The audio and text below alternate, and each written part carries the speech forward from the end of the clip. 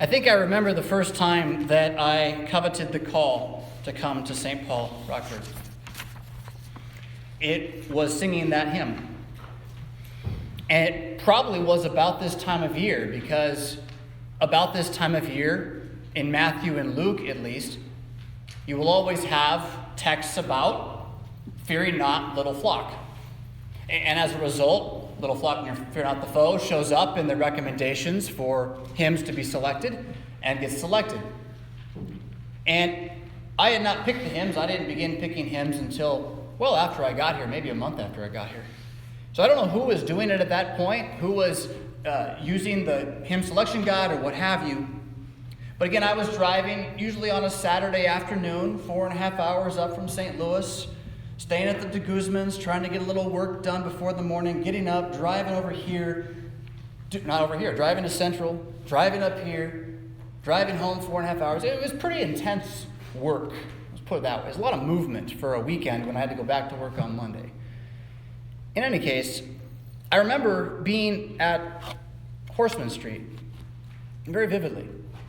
I remember sitting there, getting ready to preach, and I'm pretty sure this was the sermon hymn. It may have been the opening hymn, but I wasn't standing. And in any case, I remember that the hymn being sung. And I remember thinking about, I would have been visiting you for at least a month and a half, maybe 2 solid months by this point. And I remember thinking about what a challenge you had before you. About how, well, nearly impossible the circumstances looked to me as someone from the outside. The financial struggle that was already well underway for a decade. And the numbers that had shrunk, we've talked about this before, so imagine having your pants being 5 sizes too big and you're still trying to run a race in those pants, sort of what you were doing. I remember that. I remember thinking about that often, but also seeing the potential.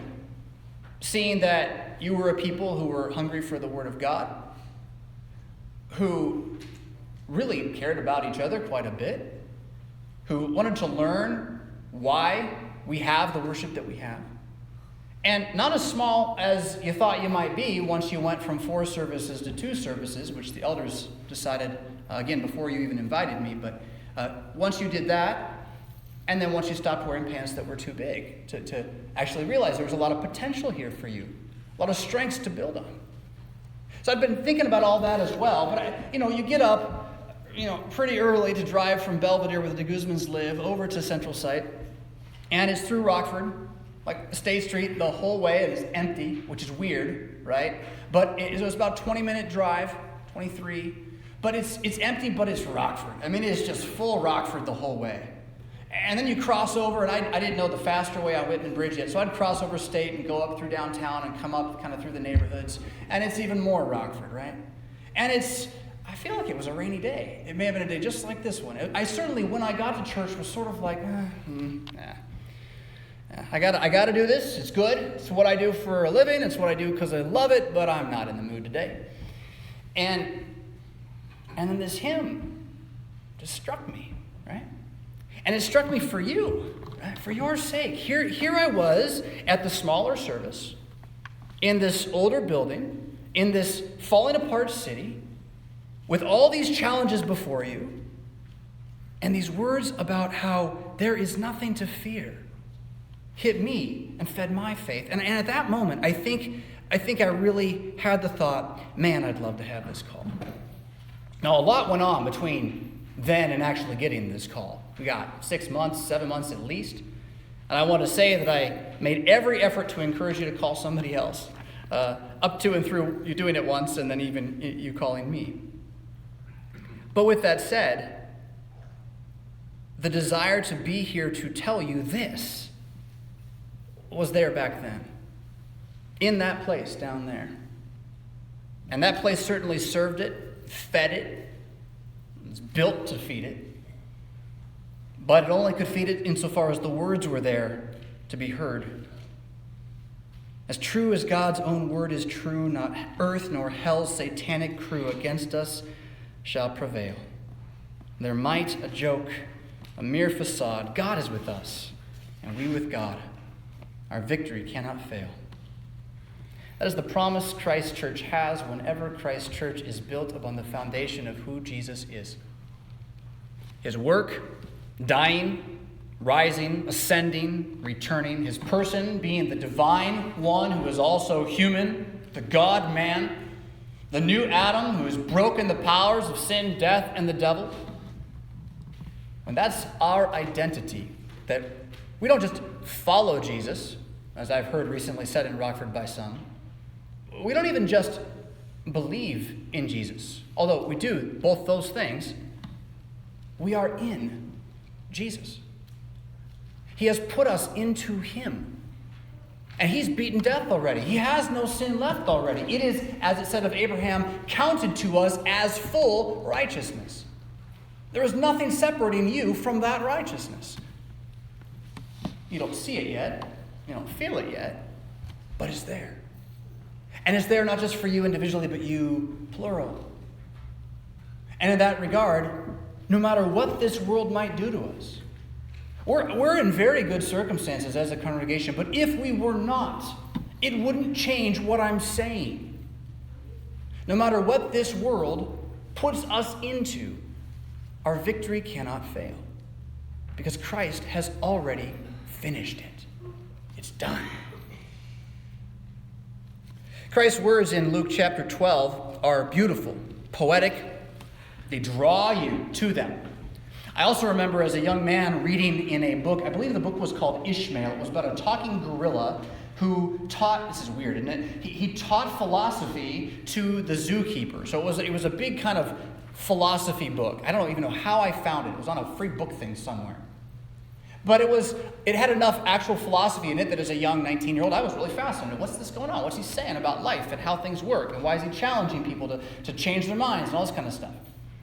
I don't remember much of what he actually talked about, except for this bit, which is that he talked about this section of the Bible. The flowers and you, the birds and you. And he was very crass. He said Jesus was just waxing poetic. He didn't really mean it. Jesus was just waxing poetic. Of course, you have to put your hand to plow and do something. Jesus doesn't mean don't do that. And you're silly and crazy to think that anyone's going to provide for your needs. Now, I think that's a fair comment if there is no God, right? And it's also a bit of a fair comment if you're worshiping a false god. So just any god won't do. A god made of wood and stone, like Baal or Moloch or whatnot, right? He won't do. Zeus, whatever. You pick your poison. Or say the kind of spirituality that modern Hinduism / the New Age movement / whatever version of it we find in the storefronts downtown would teach you to see that the spiritual universe of the world is going to provide for you, send out your positive, and more positive will come back, right? Same problem. It is waxing poetic at that point. It's meaningless. You're believing in nothing. You're believing in your own flesh. But Jesus isn't saying any of those things. He's not saying believe in nothing. He's not saying believe in this earth. He's saying believe in something that is far beyond and outside of this earth. So much so that it doesn't really care that much about what we see happening to this earth. He is willing to let this earth absolutely go to pot. Completely. He's going to burn it in fire eventually. He's not concerned about stopping all the governments from fighting with each other or stealing from their people. He's not concerned about making every city a growing, thriving marketplace for young adults to move to. He really isn't worried about that. He's not even, God help us, him, not concerned about stopping starvation or disease or any of the other things that we make our primary concerns every day. It's not that he wants us to be in these things because of any kind of malice, but he is the one who sent us into these things as a very fascinating punishment. It's the kind of punishment that's meant to not really be a punishment, right? I mean, you can take someone who killed 15 people on the streets, you can put him in a cell, you can lock the door, you can throw away the key. Okay, that's a punishment, right? That's not what this is. This is more instead, and I don't know that the same analogy will apply, but this is the kind of punishment that you would do to your child. Not because you're angry, will you stop it? Not that kind of punishment. But I can see if my child keeps doing this, where this will go in 10 years. And so I need to find a way now to show my child the consequences of these decisions so that they learn to not make these decisions and cut their own hand off or what have you. That's what God has done for us. He has shoved us into the wilderness of this valley of the shadow of death with a promise that he's going to sustain us here. He'll provide us the daily bread here, but he's not really so concerned about it being fun. Huh? He's a lot more concerned about us realizing that the cause of this shadow of the valley of death is inside every single one of us. It's not us, it's me. Chief of sinners though I be. Yes, as Paul says. That's what he has put in front of us. And with that, isn't it interesting then how our chief concern, our anxiety as Jesus calls it, is always about these things. And not about being more able to retain the confidence in his higher things in the midst of these things. Knowing that our anxieties of these things are the greatest threat to our continued faith in Jesus, up to the point where we die in the faith. Knowing that we still, naturally, not against our will, but because of our will, put our trust, fear, hope, love into these lower things. Don't be anxious, he says. That is an emotion that I didn't mention in the list I landed off earlier. That probably is the chief emotion for me in the whole scenario, but that's not fair, too, in that anxiety is the chief emotion for me in every day of my life, I think. I am an anxious human. I don't think I'm unique in this, though. I may be on a further spectrum than you, but something about living in the modern world with all of the information coming through the computers and TVs and whatnot constantly. When you get into a car, think about it this way. Every time you get into a car, whether you know it or not, you are moving your body into a life-threatening situation. And as a result of that, your body, whether you know it or not, is going to prepare for that life-threatening situation. Kind of like if you were on the tundra, well, you wouldn't be on a tundra. You were in the jungle as a caveman, and you saw a tiger, right? What would you do? Your body would amplify the cortisol levels. You'd get this massive burst of energy, and you would be prepared to run like you've never run before. You're doing that every time you drive. Right? We're doing that all the time. And although we've gotten used to it, I can do it, right? What happens is, over the course of lifetimes, that anxiety gradually builds within us. And it just becomes something that we're always there with. And we're like, I know what'll fix it, coffee. No, coffee won't fix it. More of the same. Huh? Now, I'm not saying this so that we strive to make some magic pill. I'm not telling you not to drive or drink coffee or any such thing. What I want to amplify is how the anxiety that we feel, whenever we feel it, is ultimately needless in God's sight. He sees it like a little child crying because of the dark. The closet and the boogeyman's going to hurt me. I need a hug. Right? That's how he sees us with every threat to this body and life that we have. And that's the whole theme of what he's saying now. He is that father saying, I have you. I've got my arms around you. Nothing is going to ultimately harm you, even the tiger, as he eats you. He can't. Because it's only your body. And while your body is not nothing, it is now not your only body. If you picked up on this yet, this happened when I was teaching last week before, at this camp, confirmation kids. One of the college students who was the advisor asked me, let's see, how did she get to this? I don't know how she got to it. She asked this amazing question about Jesus being in heaven. Oh, I had said something like, to be human is to have a body. You can't be human without a body. And she said, but if we're going to go to heaven when we die and our bodies are still here, then we won't have bodies, so will we not be human anymore? And I got this huge smile on my face. I said, do the math. You have all the pieces. You know everything to answer this question. You've just never put two and two together. Right now, you have two bodies. One's the one you're walking around in, and the other one's Jesus. You have Jesus' body. You're in Jesus. You eat him regularly. Right? There's no division. This isn't small talk or fluffy talk or symbolic talk. It is a reality. So even though this body die, your body's never going to die. You're in Christ. And when he re-raises this body on that last day, it will be raised exclusively with the materials of him, as opposed to the materials of this present age, which is why it will never die again at that point. It's with that certainty, that confidence, that immortality that you have, that Jesus can say, there is nothing to be anxious about. Food, clothing. The birds watch them go, and yeah, a lot of them die. But they're also cared for and they serve their purpose. How much more will God make sure that is the case for you?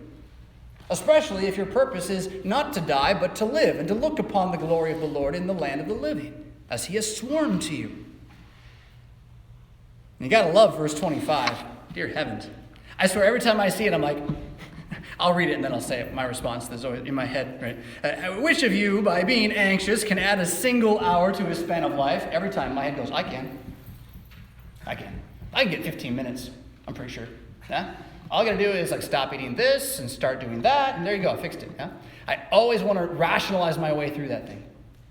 And his point is really not that point at all, right? His point is that God is in control of it one way or the other. He's hemmed you in on every side. He is allowing your evil to make certain free will decisions. And so certainly you can decide to eat something that's unhealthy or eat something that is healthy.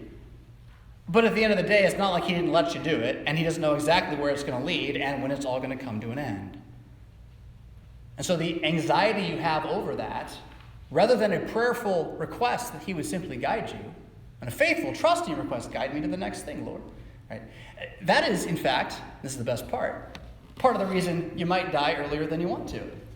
Because, of course, one of the leading causes of heart attack is stress, which is anxiety. That's why I love this verse. It just destroys me every time. It's a complete condemnation of me. We can't add anything to our lives. His point is that we don't need to. Why would you want to? He's giving it all to you. He has it all planned out. And again, he's not saying don't learn, don't try something, don't do something. That's just tomfoolery to try to say that's what he's saying. He's saying he is in charge. So what's before you with your hands for you to use them to do? Do that. What can you learn that inspires you to help others? Learn that. But the need to fear this age? Needless. Needless. Consider the flowers. Solomon in all his glory. Solomon, if you don't know, you probably know he's David's son, right? David's son inherits the kingdom. David has ended warfare. There is no more enemy left as a threat to the ark in the temple of God. No other pagan gods and pagan peoples who want to destroy Israel and put their gods in Yahweh the Lord's place. And Solomon comes into the kingdom. And he has tithing and offerings from all around him, multiple nations, multiple kings. He is rightly called a king of kings. And in this, along with the wisdom he's given, he has given extreme wealth and extreme influence, all this various stuff.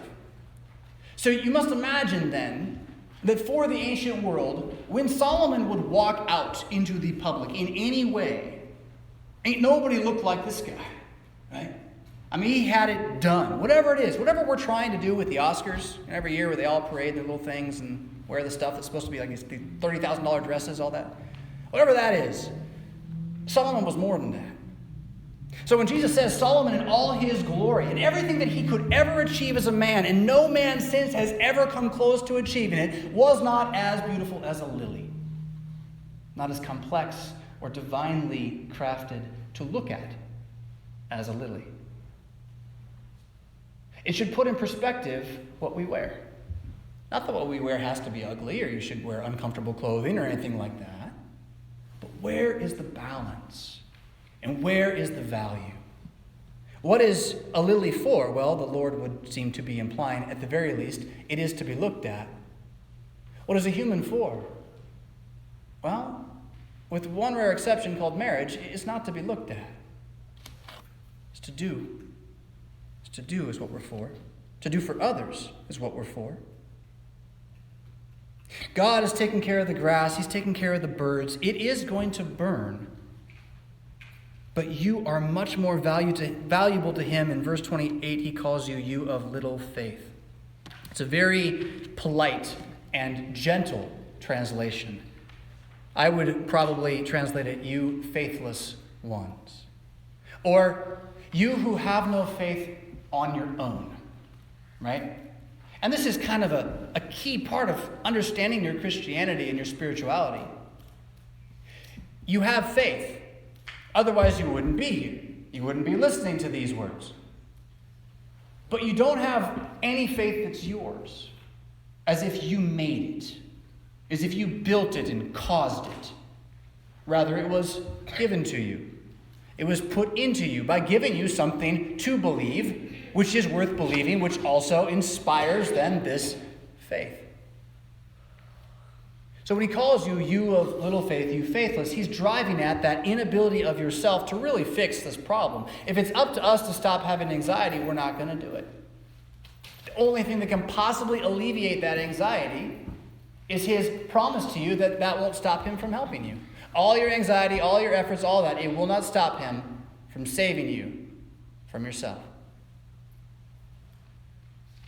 Fear not, little flock, he says. The world is seeking after everything else. You seek these things. You seek the kingdom. You seek, frankly, the words of Jesus, the washing which has regenerated you to sustain that faith now, and the meal of the body that will never die. Seek those things. And all this bit about what to do with your possessions, what to do with your money bags that would never grow old, they're all about, as you have this body and life and stuff that God has given you now, asking, who's it for? Is it just for me? Is it just for my family? Or is it for everybody that's not me? For everybody else who, whether Christian or not, needs a helping hand. But then, especially those who are not Christians, needs a helping hand that is not afraid to also speak the words of Christ. And then, especially for those who are Christians, knowing the words of Christ is closer than a brother. And so, when in desperate need, should receive it from us, the family. Why would we do that? Because we have no fear. Because as the little flock shepherded by Christ, reigned over by the Master, the liege, the King of Kings, Jesus, we already know that it is the Father's good pleasure to give us everything. Everything. A kingdom where no thief can steal, where the moth never ruins what you buy, where the treasure is everlasting. And, amazingly, that treasure is already yours. It's already here. Your hands can't touch it, your eyes can't see it, but it has been placed into your heart. And that where your heart is, you may be forever. And where is your heart? Again, in the body of Jesus. In the name of Jesus, amen.